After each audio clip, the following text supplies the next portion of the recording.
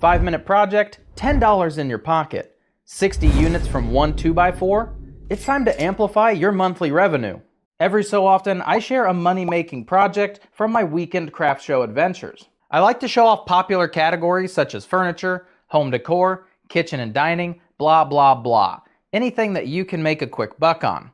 And in this video, I'm covering my favorite category of all time, entertainment. You can make between 31 all the way up to 217 of these from one single piece of 2x material. Let's say you only sold these for $2 each, an absurdly low number, given that it takes 7 big old nails. You're still profiting over $100 per 2x4. And I'm selling these for $10 each all day long.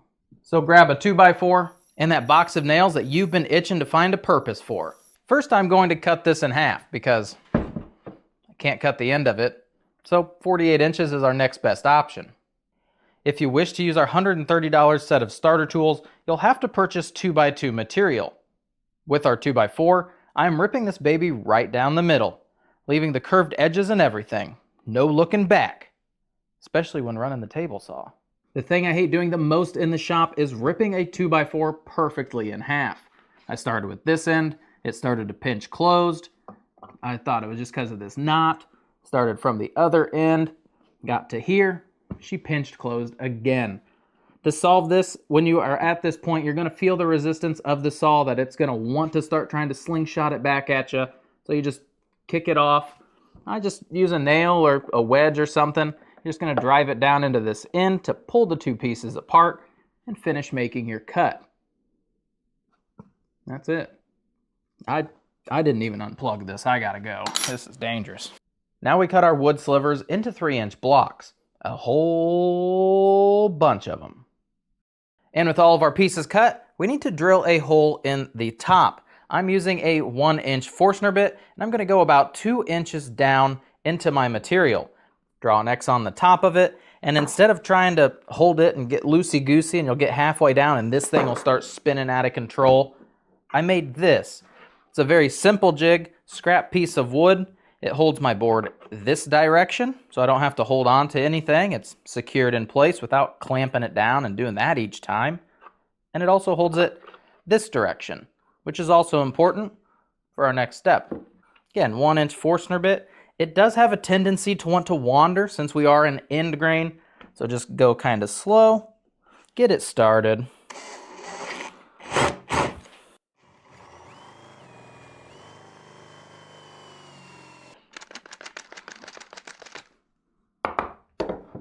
Just like that, we're going to repeat that for all of these guys.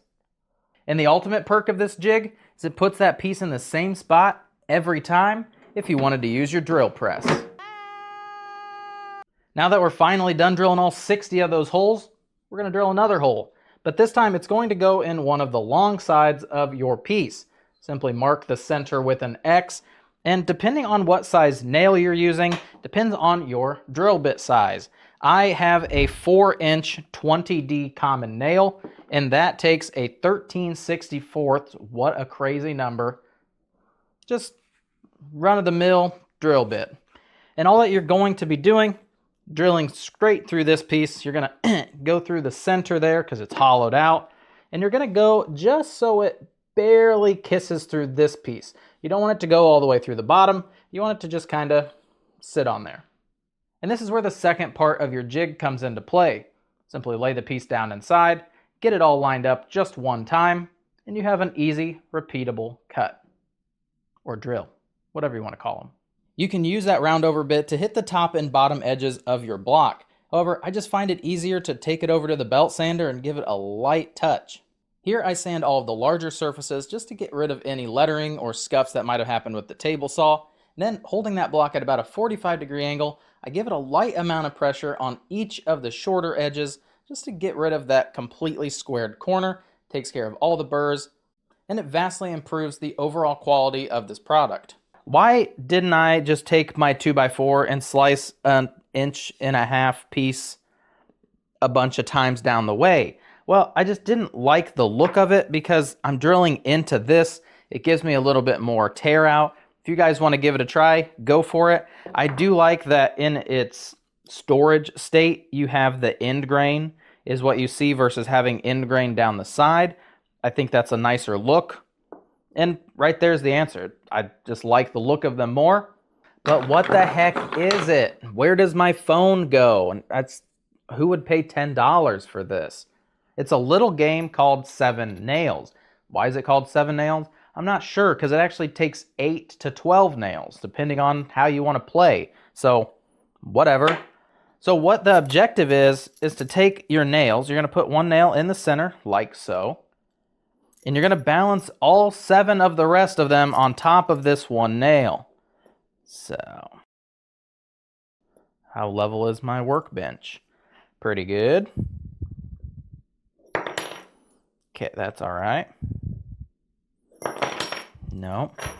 And I don't think you can do this. I think this is cheating, where you put it like this, you stack them on top.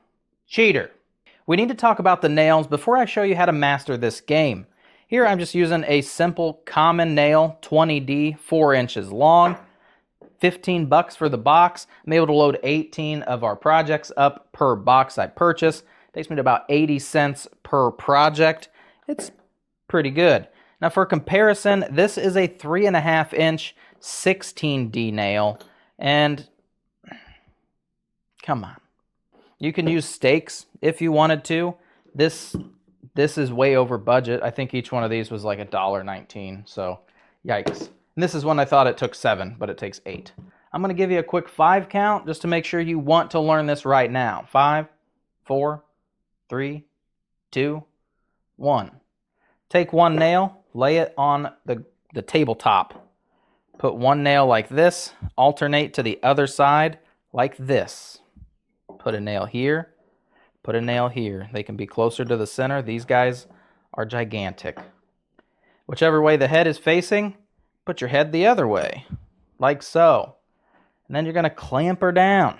You're going to pick it up. You're going to put her on top. And all of the nails are now balanced perfectly on top of one nail. Show you again on the 7 nail game. Lay it down. Pop your first nail in. Scoot it back so I can use in front.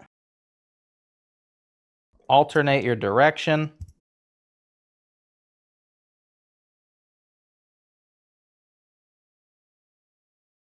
Put it like this. Pick them up. Let them sag. You've won. Now, that is with the 7 nail game. So this takes 7 nails. You can keep going as many nails as you can fit on your little nail.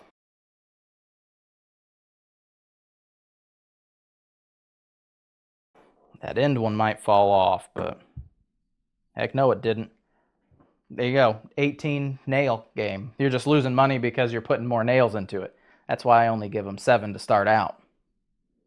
Sell them for whatever you feel is an appropriate dollar amount given your demographic location, skill set, and evaluation of your time.